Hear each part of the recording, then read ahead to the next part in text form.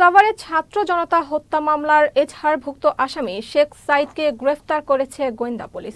রোববার রাতে ঢাকা উত্তরের গোয়েন্দা পুলিশের ইনচার্জ জালাল উদ্দিন গ্রেফতারের বিষয়টি নিশ্চিত করেন। এর আগে বিকেলে সাভার বাজার রোড এলাকা থেকে শেখ সাইদকে গ্রেফতার করে পুলিশ। শেখ সাইদ সাভার পৌরসভার গেন্ডা এলাকার বাসিন্দা। ঢাকা উত্তরের গোয়েন্দা পুলিশের ইনচার্জ জালাল উদ্দিন জানান, গোপন সংবাদের ভিত্তিতে শেখ সাইদকে গ্রেফতার করা হয়। তার বিরুদ্ধে বৈষম্য বিরোধী আন্দোলন, ছাত্র জনতা হত্যার ঘটনায় 6টি মামলা রয়েছে। প্রতিমন্ত্রী ডক্টর এনামুর রহমান এনামের কথিত পিএস শেখ সাইদ, তাকে ধরার জন্য ঢাকা ডিবি উত্তরের একটি টিম দীর্ঘদিন যাবৎ কাজ করছে। আজকে তথ্য প্রযুক্তির মাধ্যমে জানতে পারে যে সে সাভার এলাকায় প্রবেশ করে এবং তার নতুন বাসা সাভার নামাবাজার এলাকা থেকে ধরা হয়। সে বাসায় পুলিশ যখন ধরতে যায় তখন সে বাথরুমে লুকায়িত ছিল।